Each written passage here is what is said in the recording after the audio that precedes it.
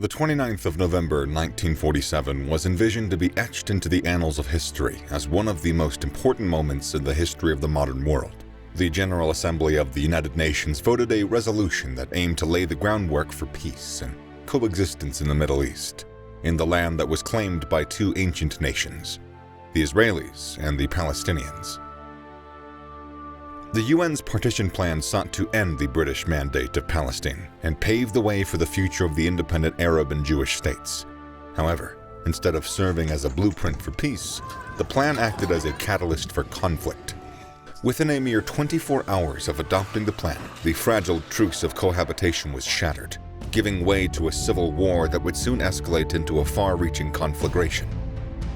This conflict would etch itself into the annals of history as not only the longest-lasting conflict of the 20th century, but one whose reverberations were felt starkly to this day, with an elusive resolution still beyond the horizon.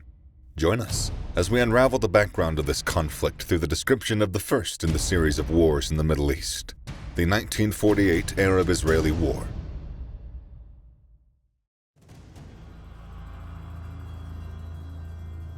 The historical roots of the Arab-Israeli conflict extend back to the late 19th century, a period marked by the emergence of Zionism and Arab nationalism. Zionism, founded by Theodor Herzl, sought a homeland for the Jewish people, particularly in response to pervasive anti-Semitism in Europe. Simultaneously, Arab nationalism began to coalesce around a desire for sovereignty and self-determination in territories long under Ottoman rule. Both Jews and Palestinian Arabs staked historical and spiritual claims to the same piece of land. For Jews, this territory was their biblical homeland, a place of ancient Jewish kingdoms. For Palestinian Arabs, however, it was a region of long-standing Arab presence and Islamic significance. For centuries, the territory of Palestine was under the rule of the Ottoman Empire. After World War I, the British were given the mandate to govern the territory until it reached the potential for independence. However, the British Mandate was marked by rising tensions, as the Arabs felt betrayed by the British. To make things more complicated, the British allowed Jewish immigrants to populate the land. The tensions escalated in the 1936-39 Arab revolt against British colonial rule and mass Jewish immigration. Over time, the Jewish population increased so much that it became an important factor in designing the future of Palestine. As a move towards independence, various Jewish groups led an insurgency from 1944 to 1948, targeting British and Arab figures and infrastructure, with notable groups such as the Haganah, Irgun, and Lay playing key roles. These undercurrents of unrest set the stage for the larger conflict, as two nationalistic movements claiming the same land were bound to clash.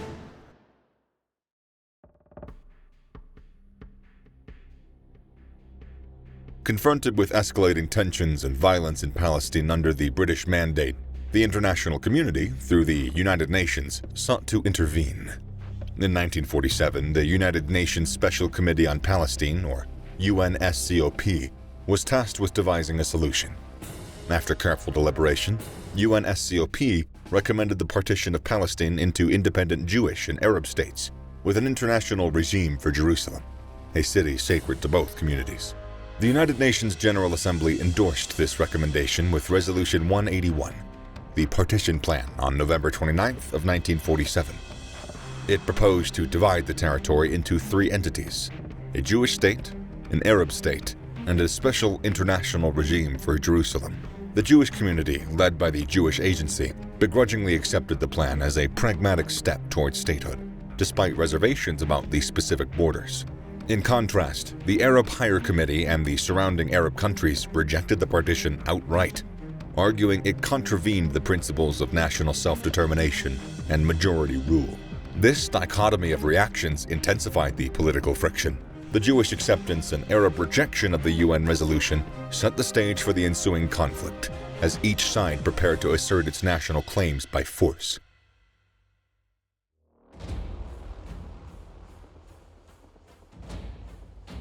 Immediately following the UN partition resolution, violence erupted with an attack on a Jewish bus near Kfar Sirkin on November 30th of 1947, an act of retaliation for the assassination of the Arab Shubaki family. This act heralded a succession of bomb attacks, ambushes, and skirmishes. As both Jewish and Arab communities mobilized for self-defense, localized clashes rapidly spiraled into larger military engagements, each aiming to solidify or expand their areas of control.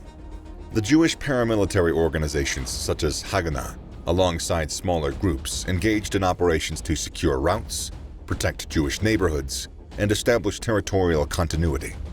Conversely, Palestinian Arabs, supported by volunteers from neighboring Arab countries, focused on disrupting these efforts and maintaining Arab dominion, particularly in mixed population areas. Territorial control oscillated frequently, with the Jews seizing the initiative due to superior organization and strategy. By April 1948, the Jewish forces had gained significant ground, capturing several key areas and isolating Jerusalem. The climax came with the British withdrawal on May 15th of 1948. One day earlier in Tel Aviv, David Ben-Gurion declared the establishment of the State of Israel.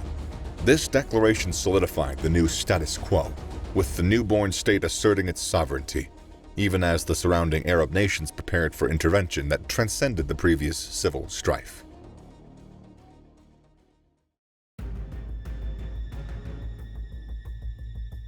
As the civil conflict transitioned into a broader war, the order of battle for both the Jewish and Arab forces revealed significant contrasts in their military composition, strength, and capabilities.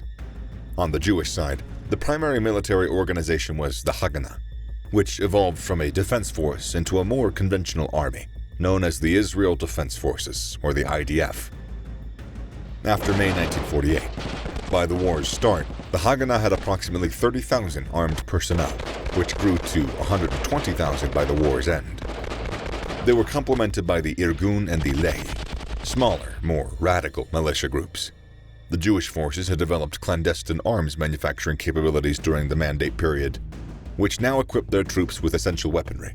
Although initially lacking heavy weapons, they managed to procure arms shipments during the conflict, significantly boosting their firepower. Sources disagree about the quantity of arms at the disposal of Jewish forces at the end of the Mandate. By April 1948, the Haganah had accumulated only about 20,000 rifles and Sten guns for the 35,000 soldiers who existed on paper. Haganah agents in Western Europe had amassed various weapons and equipment, including tanks and half-tracks, which were ready for shipment as soon as the British blockade lifted at the end of the Mandate. Additionally, the Haganah managed to obtain stocks of British weapons due to logistical complexity of the British withdrawal and the corruption of certain officials. During the war, Czechoslovakia supplied the Jewish forces with vast quantities of arms, including rifles, machine guns, ammunition, and even aircraft. The procurement of weapons, both legal and illegal, allowed Israel to establish an air force, a navy, and a tank battalion. In contrast, the Arab forces were more disparate. Local Palestinian Arab forces were irregular, less organized, and poorly equipped, lacking the centralized command of their Jewish counterparts. These forces were supplemented by the Arab Liberation Army, consisting of volunteers from other Arab countries, and were more of a symbolic assistance than an effective military force. The neighboring Arab states, Egypt, Transjordan, Syria, Lebanon, and Iraq, maintained full-scale standing armies with armored troops, artillery, and air force. However, they all had varying degrees of preparedness, equipment, and motivation for the upcoming battles. At the invasion, the Arab forces comprised an estimated 26,500 troops, including the Arab Liberation Army and troops of neighboring Arab countries. Jordan's Arab Legion, under the command of British officers, was considered the most effective Arab force. But other Arab combatant forces lacked the ability to make strategic decisions and tactical maneuvers effectively. The logistics were challenging for both sides. The Jews had to establish military industries and supply lines amid conflict. At the same time, the Arabs faced coordination and supply difficulties due to political disunity and varying war goals among the different Arab states.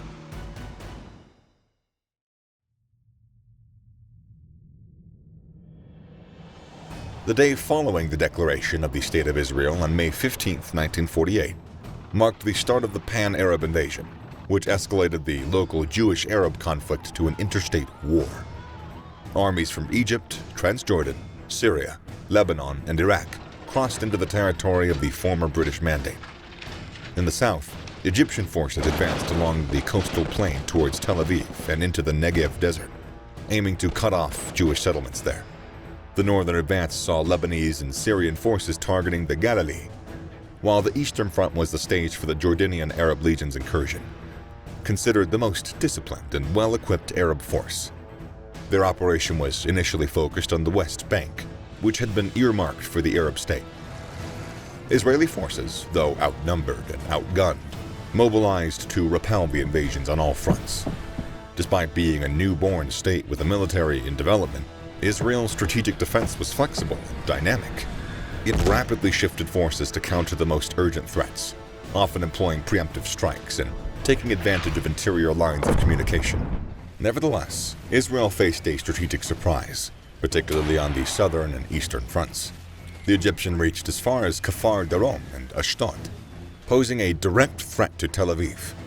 In Jerusalem, Jordanian forces laid siege, threatening the Jewish population of the city. The Syrians made limited gains in Galilee, and the Lebanese and Iraqis held positions in the north and the east, although their offensives were less effective. The fighting during this initial invasion period was intense and it was decisive. It became clear that the Israeli defense forces, despite the surprise and the odds, were not only capable of withstanding the initial assaults, but also able to launch counteroffensives. The Arab states' failure to achieve quick and decisive victories led to a stalemate, resulting in a UN-mediated truce on June 11th of 1948. This ceasefire was crucial, providing a much-needed reprieve for Israeli forces to reorganize and prepare for the subsequent phases of war.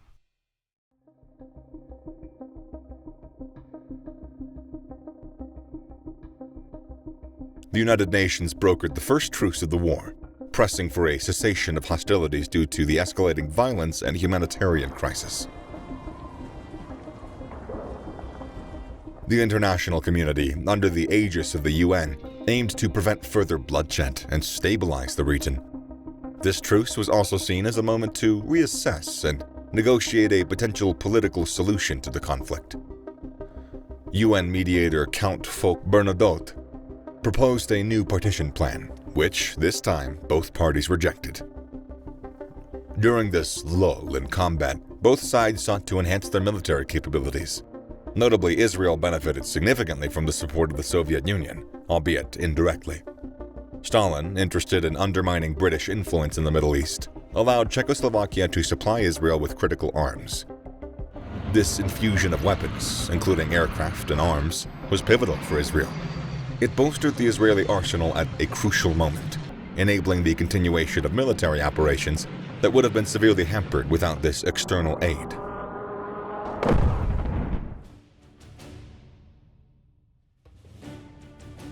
Hostilities resumed with ferocity after the truce, from July 8th to July 18th, 1948, in a period known as the 10 Days Battles. Israeli forces launched a series of offensives: Operation Dani, Operation Dekel, and Operation Brosh, among others, aimed at expanding the territory held by the Israeli state and securing critical routes, particularly to Jerusalem. These operations had a profound impact on the war's course. Operation Dani was instrumental in breaking the siege of Jerusalem and establishing Israeli control over the Lida and the Ramla areas, which resulted in substantial increases in territory and the capture of strategic locations. Operation Dekel secured the lower Galilee, and Operation Brosh attempted to push back the Syrian forces. The success of these offensives during the 10 days demonstrated Israel's growing military proficiency and altered the strategic landscape, leading to the second UN-brokered truce. These Israeli gains would significantly influence the subsequent negotiations and the eventual Armistice Agreements.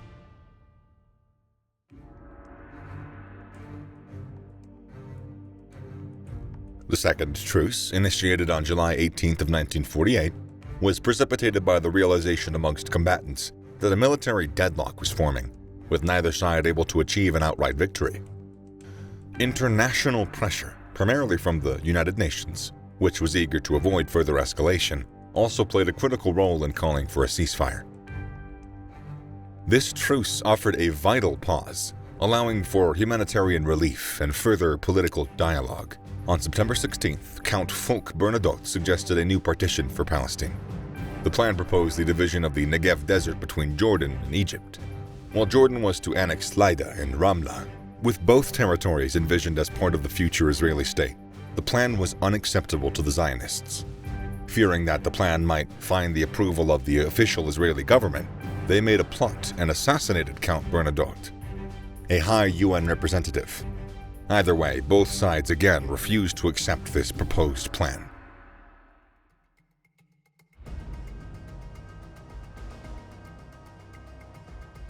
As the Second Truce's effects permeated the region, establishing a tense peace, Israel prepared for a strategic shift. This preparation set the stage for Operations Yoav and Hiram, key offensives aimed at solidifying the Jewish position.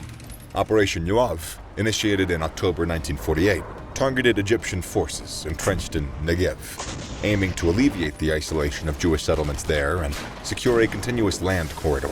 This offensive sought to disrupt and encircle the Egyptian positions, hindering their logistical support by cutting off their supply routes from the Sinai Peninsula.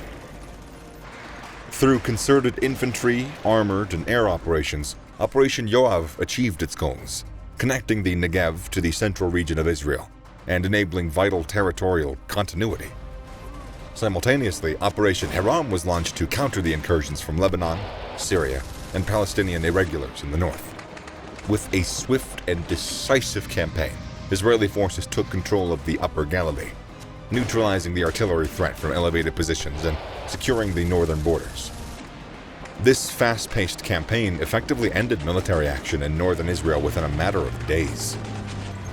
The success of Operations Yoav and Hiram was a turning point for Israel, providing it with strategic depth and significantly enlarging the area under its control, which was instrumental in the armistice negotiations that would ensue.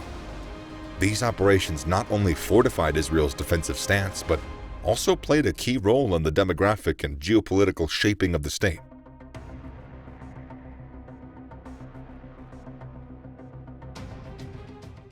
Operation Horev, conducted in the waning months of the war, represented the Israeli military's largest offensive and was pivotal in shaping the war's final stages. The operation's primary objective was to expel Egyptian forces from the Negev and secure Israel's southern frontier.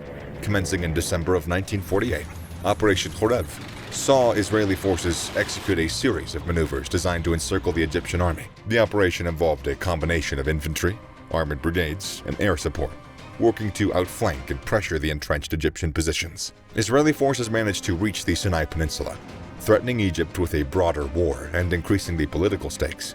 The operation resulted in the retreat of the main Egyptian forces from the Negev, leading to a significant Israeli victory. It forced the Egyptians to realize that a continued military campaign was unsustainable, thereby hastening the negotiations for an armistice. The success of Operation Horev solidified Israel's hold over the Negev, a region that would become integral to the state's future development, both in terms of security and settlement.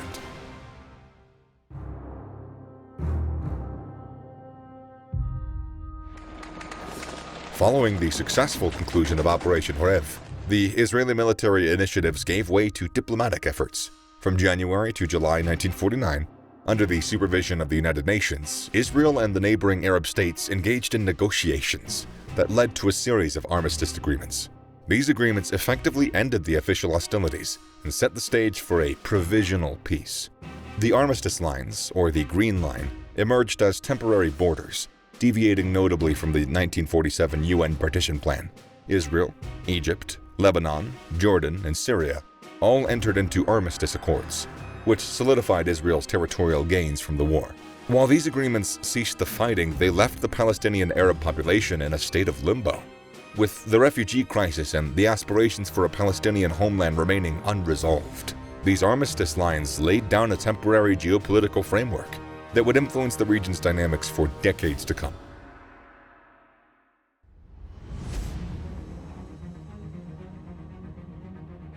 In the wake of the 1948 Arab-Israeli War, both sides suffered heavy losses, with Israel enduring approximately 6,000 fatalities and over 15,000 wounded. Stark figures for the newly established state. The Arab forces sustained around 13,000 casualties. The conflict also precipitated a vast demographic upheaval, as about 700,000 Palestinian Arabs were displaced, leading to a refugee crisis that persists to this day. On the ground, the Armistice Agreements substantially altered the region's landscape. Israel expanded to hold 78% of what was then known as Palestine, far beyond the boundaries proposed by the 1947 UN Partition Plan. This territorial expansion and the resulting shifts in the population set the stage for ongoing tension and future confrontations. The armistice lines, while halting immediate hostilities, did not resolve the underlying issues, thereby planting the seeds for a protracted and unresolved conflict that continues to affect the Middle East. Ultimately, the 1948 Arab-Israeli War was nothing else but the beginning of a series of conflicts that would ripple through the Middle East for decades. It drew borders and it kindled disputes that have yet to be quenched by the tides of diplomacy and time. The armistice that quelled the war did little to secure a lasting peace, instead setting the stage for future turmoil. As we look back, the enduring legacy of this war is a stark reminder of the complex tapestry of regional and international relations that continue to define the struggle for an elusive peace in the Middle East. Thank you for watching this episode. If you liked it, please make sure to share it and give us a thumbs up. Don't forget to subscribe to our Militology channel for more content. There's more to come, so stay tuned.